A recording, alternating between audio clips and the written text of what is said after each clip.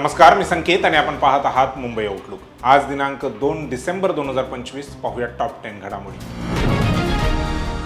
जामखेडमध्ये भाजपने गुंडांच्या घरात उमेदवारी दिल्याचा गंभीर आरोप राष्ट्रवादी काँग्रेस शरदचंद्र पवार पक्षाचे आमदार रोहित पवार यांनी केला आहे। जामखेड मतदारसंघातील परिस्थितीवर बोलताना पवार यांनी म्हटले की भाजपने सावकार मटका खेळणाऱ्यांच्या घरात उमेदवारी दिली आहे, ज्यामुळे मतदारसंघात काही प्रमाणात दहशतीचे वातावरण निर्माण झाले आहे। त्यांच्या मते लोकांनी योग्य निर्णय घ्यावा। रोहित पवारांनी भाजप आणि शिंदे गटाकडून एका मतासाठी 5,000 रुपये वाटले गेल्याचा दावा केला, जो योग्य नसल्याचे त्यांनी नमूद केले।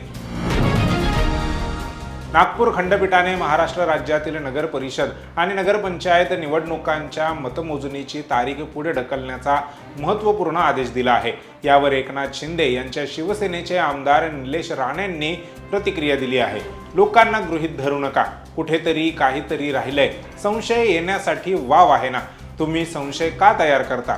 जनतेच्या कोर्टात आहोत, जनतेने निकाल दिला पाहिजे, असे निलेश राणे म्हणाले। त्यांनी भाजपच्या उमेदवारांच्या बोगस ओबीसी प्रमाणपत्रकांविरोधात वैयक्तिक पातळीवर लढा सुरू केल्याचे सांगितले। या संदर्भात त्यांनी रिट पिटिशन दाखल केले असून ही लढाई पक्षाला त्रास न देता आपण स्वतः लढत असल्याचे त्यांनी नमूद केले। माझी लढाई लढायला मी समर्थ आहे, असे त्यांनी म्हटले। निवडणुकीची प्रक्रिया निष्पक्ष राहावी याकरिता आपण हे सर्व करीत असल्याचे राणे यांनी म्हटले आहे। वकील गुणरत्न सदावर्ते यांनी अभिनेते सयाजी शिंदे यांच्यावर जिव्हारी लागणारी टीका केली आहे। सदावर्ते यांनी शिंदे यांच्या वृक्षतोडी संदर्भातील वक्तव्यांना राजकीय प्रेरित ठरवत ती वस्तुस्थिती नसून केवळ रिप्लांटेशन असल्याचे म्हटले आहे। भारतीय संविधानाचा हवाला देत नागपूर खंडपीठाच्या निर्णयानुसार अधिकची वृक्ष लागवड केली जात असल्याचे त्यांनी सांगितले। पुढे सदावर्ते यांनी सयाजी शिंदे यांच्या वक्तव्यांना पाणी कम चाय असे संबोधत त्यांना पुढे साधू संतांचा अपमान न करण्याचा आणि खोटे नरेटिव्ह तयार न करण्याचा खबरदार असा इशारा दिला आहे। राजकीय लाभासाठी असे वक्तव्य करीत राहिल्यास कायदेशीर कारवाईला सामोरे जावे लागेल, असा थेट इशाराही त्यांनी दिला। गिरीश महाजन यांनी संजय राऊत यांच्यावर थेट निशाणा साधला। शिवसेना फुटीचे खरे श्रेय संजय राऊत यांनाच जाते, असे ते म्हणाले। राऊत स्वतःचा पक्ष सांभाळू शकले नाहीत आणि त्यांच्यामुळेच 45 आमदार पक्ष सोडून गेले, असा आरोप गिरीश महाजन यांनी केला। महाविकास आघाडी स्थानिक स्वराज्य संस्थांच्या निवडणुकीत कुठेही दिसणार नाही, अशी शक्यता त्यांनी वर्तवली। नाशिकच्या पालकमंत्रीपदाबद्दल अजित पवार यांच्या विधानावर महाजन यांनी प्रतिक्रिया दिली आहे।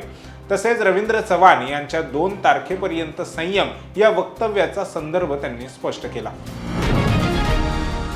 मतदानाचा निकाल उद्या 3 डिसेंबर रोजी जाहीर केला जाणार होता, मात्र आता हा निकाल लांबणीवर पडला आहे। मुंबई उच्च न्यायालयाच्या नागपूर खंडपीठाने नगरपालिका आणि नगर परिषदेचे सर्व निकाल हे 21 डिसेंबर पर्यंत जाहीर करू नका, असे निर्देश दिले आहेत। राज्यात एकीकडे निवडणुकीची धामधूम सुरू असताना दुसरीकडे मात्र शिवसेना ठाकरे गटात पक्षप्रवेशाचा कार्यक्रम पार पडला।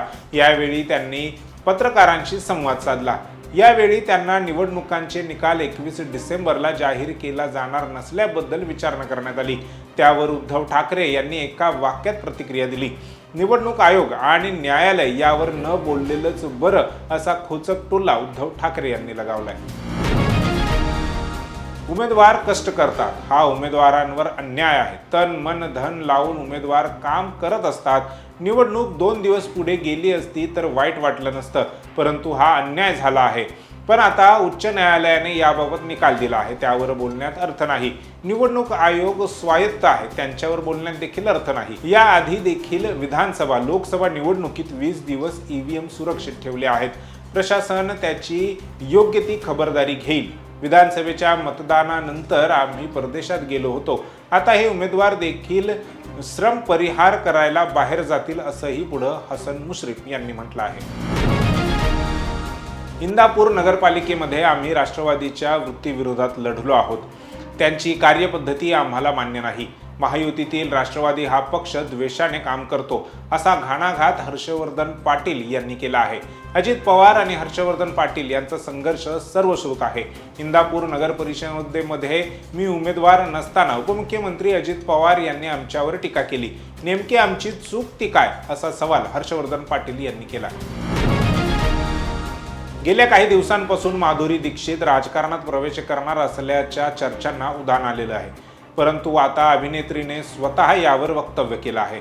अभिनेत्री माधुरी दीक्षित म्हणाली की मलाही नक्की माहीत नाही, मला वाटत नाही की मी राजकारण माझं काम आहे. माझं ध्येय एक आर्टिस्ट बनणं आणि त्या दृष्टिकोनातून जागृती करणं आहे. दुसऱ्यांची मदत करणं हाच माझा ध्येय आहे. सध्या तरी मी स्वतःला अशीच पाहते. राजकारणात येणं कधीच माझं ध्येय नव्हतं. मला स्वतःला मी तिथे योग्य वाटत नाही. एक कलाकार म्हणून मी जे करेन ते मला राजकारणापेक्षा कितीतरी पटींनी अधिक चांगलं आहे असं वाटतंय. बॉलिवूड अभिनेता रणवीर सिंग एका वादात सापडला आहे. त्याने काही दिवसांपूर्वी भारतीय आंतरराष्ट्रीय चित्रपट महोत्सवात क्लोजिंग सेरेमनी दरम्यान कांतारा चॅप्टर 1 या सिनेमातील एका सीनची नक्कल केली होती. यानंतर सोशल मीडियावरून त्याच्यावर टीका करण्यात आली. हिंदू संघटनांनी त्याच्यावर गुन्हा देखील दाखल केला आहे. दरम्यान वाढत्या वादाच्या पार्श्वभूमीवर रणवीर सिंगने सोशल मीडियावर पोस्ट शेअर करत सार्वजनिक माफी मागितली आहे. रणवीर सिंगने त्याच्या सोशल मीडिया अकाउंटवर इंस्टाग्रामवर एक स्टोरी शेअर केली आहे. त्या स्टोरीमध्ये त्यांनी लिहिलं की माझा उद्देश फक्त आणि फक्त ऋषभ शेट्टी यांच्या परफॉर्मन्सचं कौतुक करण्याचा होता. त्या सीनमध्ये जे काही ऋषभ शेट्टीने केलं आहे त्यासाठी खूप मेहनत घ्यावी लागली असेल याची मला पूर्ण जाणीव आहे. मी देशातील संस्कृती, परंपरा आणि श्रद्धेचा नेहमीच आदर आणि सन्मान करतो. त्यामुळे माझ्या त्या कृतीमुळे कोणाच्या भावना दुखावल्या गेल्या असतील तर मी मनापासून माफी मागतो.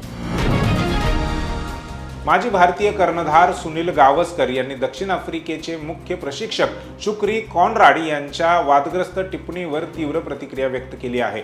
गुवाहाटी टेस्ट दरम्यान कॉनराड यांनी पत्रकार परिषदेत केलेल्या या वक्तव्यावर गावस्करांनी जोरदार टीका केली असून त्यांनी याला अविवेकपूर्ण टिप्पणी असे म्हटले आहे.